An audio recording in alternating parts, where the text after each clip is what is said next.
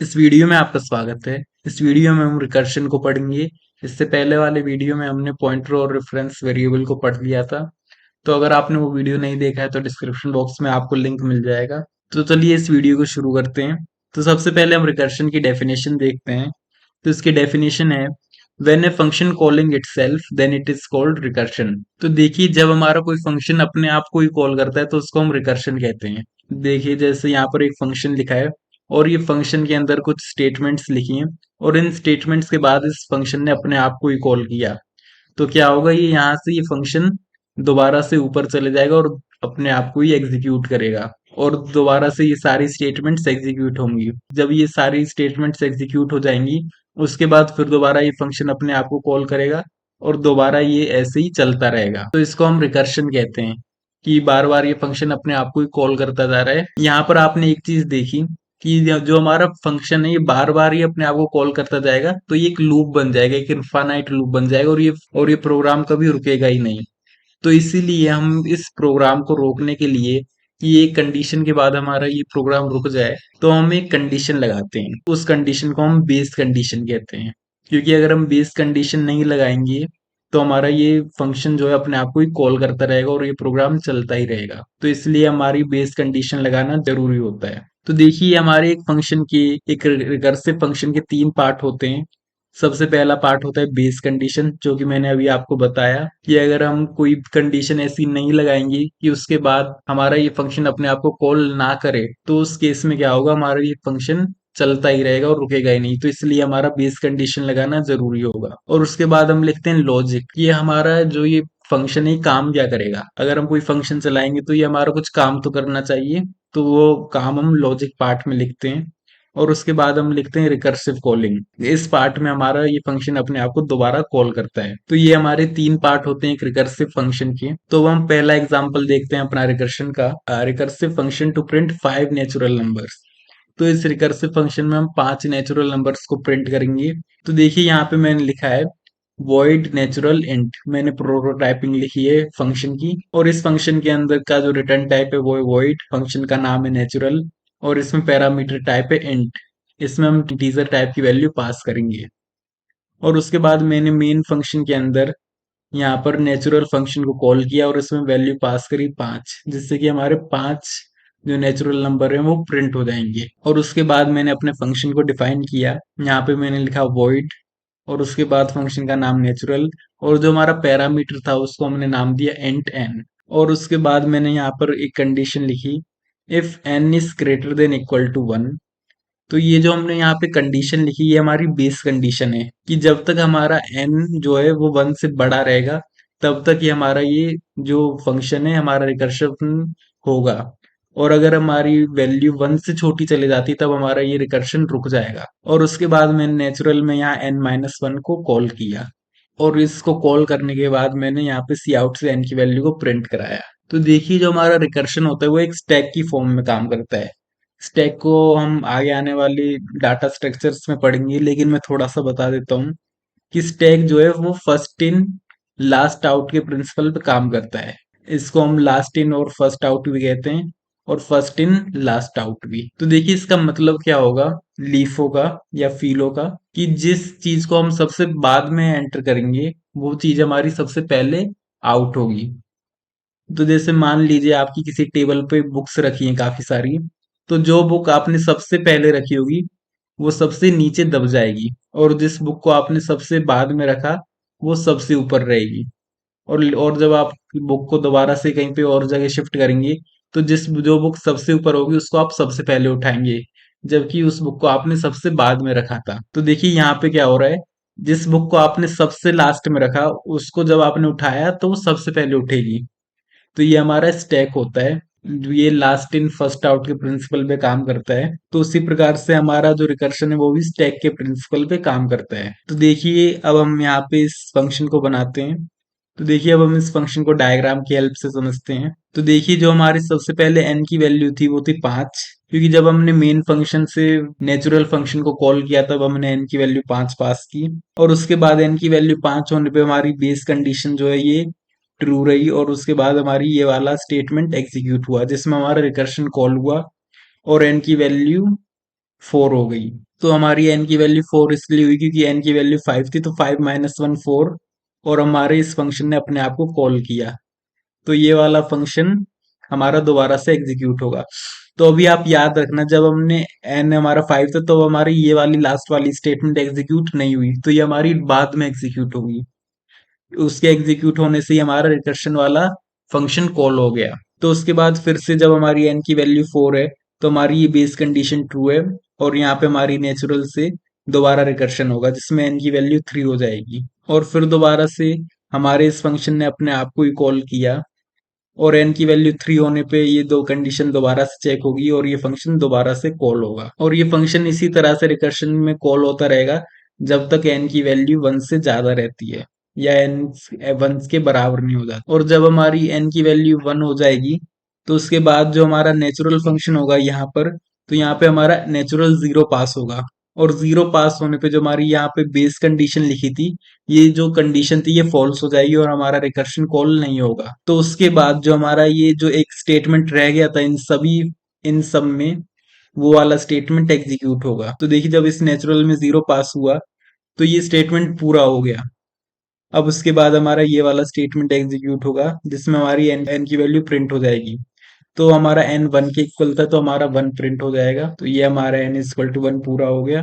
और उसके बाद हमारा जो एन की वैल्यू 2 थी, ये वाला फंक्शन कॉल होगा, तो जो हमारी n की वैल्यू 2 थी ये वाली वैल्यू प्रिंट होगी। और उसी प्रकार से ये प्रिंट होने के बाद ये वाला n इक्वल टू 2 भी खत्म हो जाएगा। और उसी प्रकार से हमारी सारी n की वैल्यू बार बार करके प्रिंट हो जाएंगी। तो देखिए, यहाँ पे ये हमारा स्टैक की तरह इसलिए काम किया क्योंकि जो हमारा कॉलिंग थी वो सबसे पहले 5 ने की थी, वो सबसे पहले इस 5 ने की थी, लेकिन हमारा 5 सबसे लास्ट में प्रिंट हुआ जिसने सबसे पहले कॉलिंग की थी। और जो हमारा 1 था उसको हमने सबसे लास्ट में कॉल किया और उसकी प्रिंटिंग सबसे पहले हुई।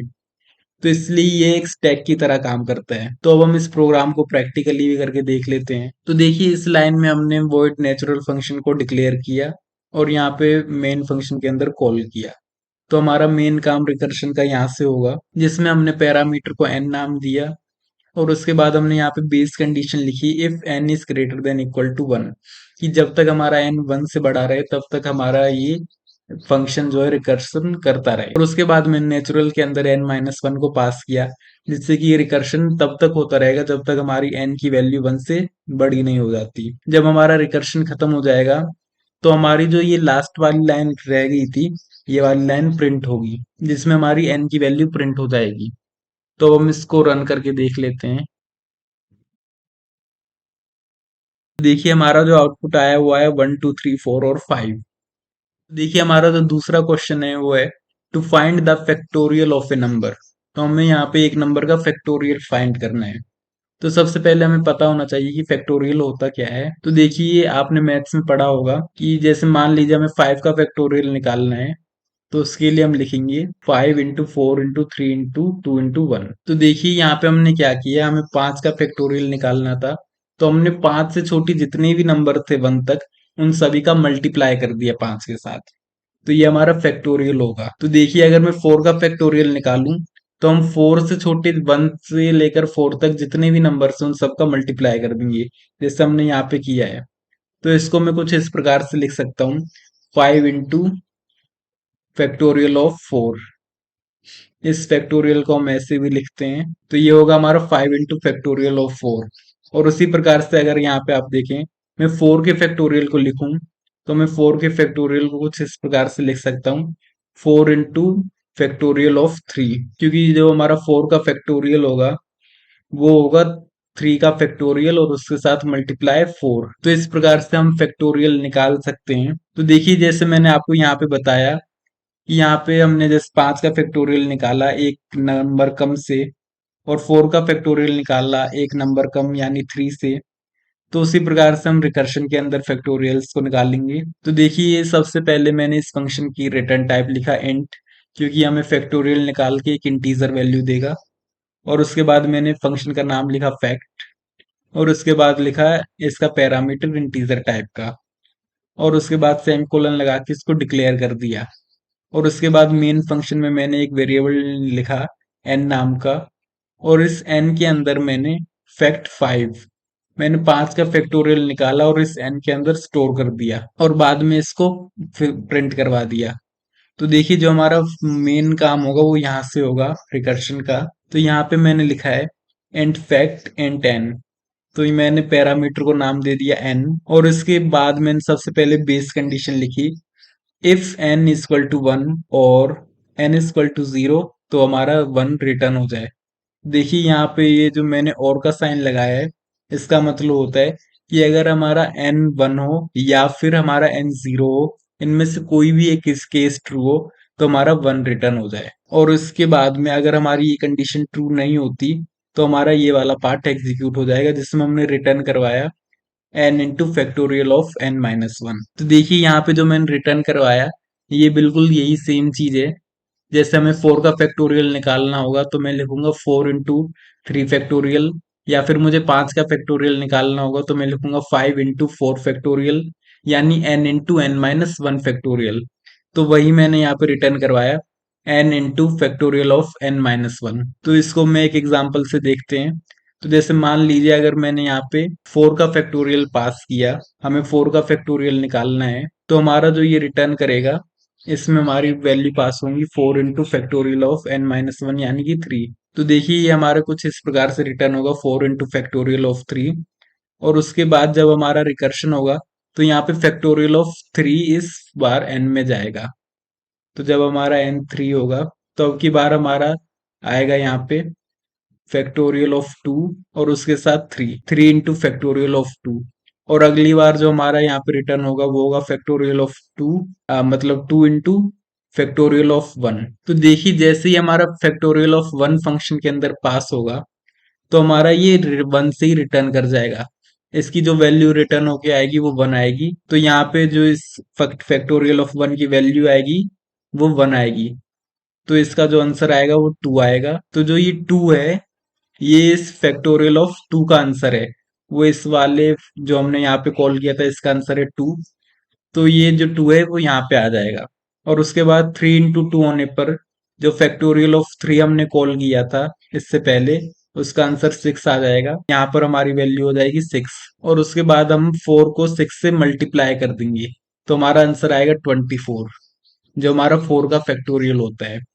तो इस प्रकार से हमारा ये फैक्टोरियल वाला फंक्शन काम करेगा। तो देखिए वो पूरा प्रोग्राम मैंने यहाँ पे लिख लिया है, तो इसको मैं एक बार दोबारा से रिवाइज करा देता हूँ।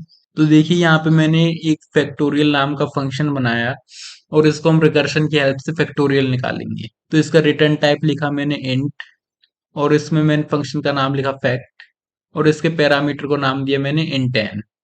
और उसके बाद मैंने यहाँ पे बेस कंडीशन लिखी इफ n इक्वल टू 1 और n इक्वल टू 0, कि अगर हमारा n 1 के इक्वल हो या 0 के इक्वल हो तब हमारा यहाँ से रिटर्न कर जाए 1। और अगर ये केस ट्रू ना हो, ये इफ ट्रू ना हो, तब हमारा ये वाला स्टेटमेंट एग्जीक्यूट होगा जिसमें हमने रिटर्न करवाया n into factorial of n-1। क्योंकि अगर हम किसी भी नंबर का फैक्टोरियल देखेंगे तो वो उसके मल्टीप्लाई के साथ उसके एक कम नंबर का फैक्टोरियल होता है। तो इसलिए हमने यहाँ पे ये लिखा। तो अब हम इसको एक बार रन करके देख लेते हैं। तो देखिए हमारा जो आंसर आया वो आया 120। तो जो हमारा 5 का फैक्टोरियल होता है वो होता है 120। तो देखिए हमारा जो तीसरा क्वेश्चन है वो है to find the sum of n natural numbers. इसमें हमें n नेचुरल नंबर्स का सम फाइंड करना है। तो इसमें मैंने एक सम नाम का फंक्शन बनाया। तो इसको मैंने यहाँ पे डिक्लेयर किया है जिसका मैंने रिटर्न टाइप और पैरामीटर का टाइप इंट रखा है। और उसके बाद मैंने मेन फंक्शन में दो वेरिएबल बनाए n और a नाम के। और उसके बाद मैंने मैसेज प्रिंट करवाया enter number of natural numbers. और इस वैल्यू को मैंने ए के अंदर स्टोर करवा लिया और उसके बाद मैंने उस वैल्यू को सम फंक्शन के अंदर पास कर दिया और जो फंक्शन ने रिटर्न किया उसको मैंने एन के अंदर स्टोर करवा लिया। और उसके बाद मैंने लिखा sum of a natural number is n. तो अब हम अपना मेन काम देखते हैं रिकर्शन का, जो कि इस फंक्शन में हुआ है। तो देखिए हमने जो पैरामीटर था उसको नाम दे दिया एन। तो ये एन जो है हमारा फॉर्मल पैरामीटर बन जाएगा। और उसके बाद मैंने बेस कंडीशन लिखी इफ n इक्वल टू 1 तो हमारा रिटर्न कर जाए 1। और उसके बाद मैंने यहाँ पे रिटर्न करवाया n plus equal to sum n-1। तो जो हमने इससे पहले वाला क्वेश्चन किया था ये कुछ इसी उसी तरह है। तो जैसे मान लीजिए अगर मुझे 5 नंबर का सम निकालना है तो मैं उस 5 को उन 4 नंबरों के सम के साथ ऐड कर दूं तो हमारे 5 नंबर का सम निकल आएगा। तो कुछ ऐसा ही हमने यहाँ पे किया हुआ है कि हमने n को सम n-1 के साथ ऐड कर दिया। तो इसको अब हम एक एग्जांपल से समझते हैं। तो जैसे मान लीजिए मुझे 3 नेचुरल नंबर का सम निकालना है, तो उसके लिए मैं इस फंक्शन में पास करूंगा n इक्वल टू 3। तो जब हमारा n इक्वल टू 3 होगा तो हमारी ये बेस कंडीशन ट्रू नहीं होगी और ये वाला हमारा स्टेटमेंट एग्जीक्यूट होगा, जिसमें मैंने रिटर्न करवाया है 3 प्लस सम ऑफ 2। और उसके बाद देखिए मैंने यहाँ पे फंक्शन में पास करा सम ऑफ 2। तो अब की बार जब हमारा रिकर्शन होगा तब हमारी n की वैल्यू हो जाएगी 2। तो देखिए जब n की वैल्यू 2 होगी तो हमारा यहाँ पे रिटर्न होगा 2 प्लस n-1 मतलब 2-1। तो अब की बार हमारा फंक्शन में पास होगा 1। तो देखिए अब की बार हमारा जब 1 पास होगा तो हमारी जो बेस कंडीशन है वो ट्रू हो जाएगी, क्योंकि मैंने बेस कंडीशन में लिखा था इफ n इक्वल टू 1 तो हमारा 1 रिटर्न हो जाए। तो यहाँ पे जो वैल्यू रिटर्न होके आएगी s इक्वल टू 1 की, वो आएगी 1। तो हमारा जो 2 है, 2 प्लस 1 हो जाएगा 3। तो इसका जो हमारा रिटर्न होके वापस जाएगा, सम ऑफ 2 का आंसर आएगा, वो आएगा 3। तो यहाँ पे इसका आंसर 3 आएगा। तो और 3 प्लस 3 आएगा हमारा 6। तो जो हमने 3 नेचुरल नंबर का सम प्रिंट करवाया था तो उसका आंसर प्रिंट होगा 6। तो इस प्रकार से हमारा ये वाला फंक्शन काम करेगा। तो देखिए वो पूरा प्रोग्राम मैंने यहाँ पे लिख लिया है। तो मैं एक बार इस फंक्शन को रिवाइज करा देता हूँ। तो देखिए सबसे पहले हमने इसमें बेस कंडीशन लिखी इफ n इक्वल टू 1 तो हमारा 1 रिटर्न हो जाए, और अगर ये कंडीशन ट्रू नहीं है तब हमारा रिटर्न होगा n plus some of n-1। तो हमने n के साथ सम ऑफ n-1 को ऐड करा दिया और उसको रिटर्न करा दिया। तो अब हम इसको रन करके देख लेते हैं। तो देखिए हमारा मैसेज आया यहाँ पे enter number of natural numbers. तो अगर मैंने यहाँ पे एंटर किया 5, तो हमारा यहाँ पे आउटपुट आया sum of 5 natural number is 15। तो देखिए अब हमारा अगला क्वेश्चन है to print the Fibonacci sequence. तो देखिए इसमें हमें nth टर्म प्रिंट करना है।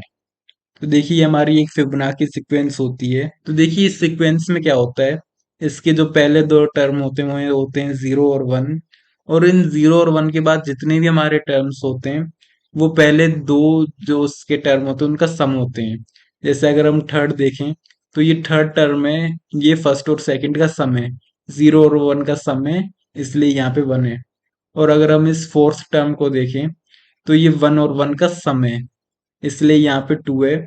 और उसी प्रकार से हम अगर अगर अगला देखें तो वो 1 और 2 का सम है 3। और उसी प्रकार से 2 और 3 का सम 5। और उसी तरह प्रकार से अगर हम अगला टर्म देखें तो वो है 3 और 5 का सम 8। और उसी प्रकार से 5 और 8 का सम 13। तो देखिए ये जो हमारी सीक्वेंस है इसमें हमारे दोनों टर्म का सम होके जो भी टर्म आएगा वो हमारा नेक्स्ट टर्म होता है। तो इसमें हमें इसका nth टर्म प्रिंट करना है।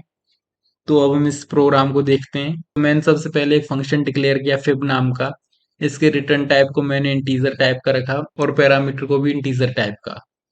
और उसके बाद मैंने मेन फंक्शन में दो वेरिएबल डिक्लेयर किए एन और ए नाम के। और उसके बाद मैंने प्रिंट करवाया एंटर टर्म नंबर कि आप किस टर्म को प्रिंट करवाना चाहते हैं, और उसको मैंने ए के अंदर स्टोर किया। फिर मैंने यहाँ पे फिब के अंदर a-1 को पास किया और उसके बाद मैंने उस टर्म को प्रिंट करवा दिया।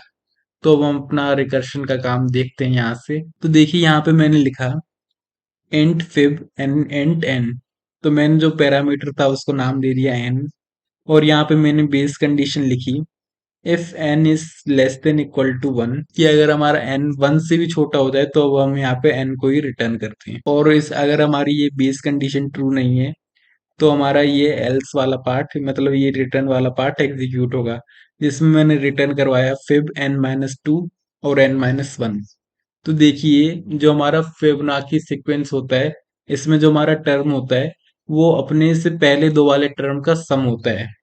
तो इसलिए मैंने यहाँ पे फिबोनाची और n-2 वाला टर्म और n-1 वाले टर्म का सम रिटर्न करवा दिया। तो जैसे यहाँ पे मान लीजिए अगर मुझे यहाँ पे फोर्थ टर्म प्रिंट करवाना है, तो देखिए जब हमारी n की वैल्यू 4 होगी तब हमारा रिटर्न होगा फिबोनाची ऑफ 3 और फिबोनाची ऑफ 2। तो हमारे थर्ड और सेकंड टर्म का ऐड रिटर्न हो जाएगा। तो देखिए हमारे फंक्शन में दो बार रिकर्शन होगा, एक तरफ तो हमारा n-2 का होगा और दूसरी तरफ n-1 का। तो देखिए जो हमारा ये फिबोनाची ऑफ 3 है इसमें हमारा रिटर्न होगा Fibonacci of 2 plus Fibonacci of 1। तो इसमें हमारा सेकंड और फर्स्ट टर्म का जो सम है वो रिटर्न हो जाएगा। और उसी प्रकार से जो हमारा ये दूसरा वाला फंक्शन है, इसमें हमारा फर्स्ट और जीरो टर्म का जो सम है वो रिटर्न हो जाएगा। तो अगर आप यहाँ पे देखें तो जो हमारा फर्स्ट है, अगर हमारी n की वैल्यू 1 हो जाए तो यहाँ पे रिटर्न हमारा n ही हो जाएगा। और उसी प्रकार से जब हमारी n की वैल्यू लेस देन 0 हो जाए तो यहाँ पे हमारी n की वैल्यू ही रिटर्न हो जाएगी। तो इसलिए जो इसका आउटपुट आएगा वो आएगा 1 प्लस 0। तो ये जो रिटर्न करेगा वो होगा 1 प्लस 0। तो इस फिबोनाची ऑफ 2 का आंसर आएगा 1। और उसी प्रकार से इस वाले F2 का आंसर भी 1 ही आएगा। और अगर हम यहाँ पे देखें इस फिबोनाची ऑफ 1 को, तो इसका आंसर भी 1 ही आएगा, क्योंकि ये हमारी बेस कंडीशन को सेटिस्फाई करेगा। क्योंकि अगर हमारा n 1 के इक्वल है तो उसका आंसर 1 आएगा। तो अगर मैं इन दोनों को ऐड कर दूं तो उसका आंसर आएगा 2। तो जो हमारी फिबोनाची ऑफ 3 है, जो हमारा थर्ड टर्म है वो होगा 2। और इन 2 और 1 का सम करने के बाद जो हमारा रिटर्न करेगा वो होगा 3। तो जो हमारा फिबोनाची का फोर्थ टर्म होगा वो होगा 3।